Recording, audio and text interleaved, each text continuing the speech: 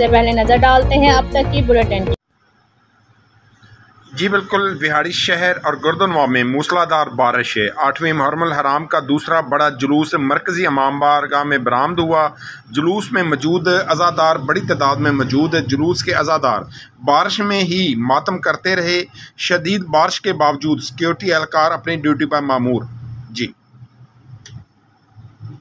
मेरा भी है एतबार, रिश्ते भी चमके चम चम चम चम चम चम चम चम चम चम चम चम लेमन मैक्स लॉन्ग बार चम चम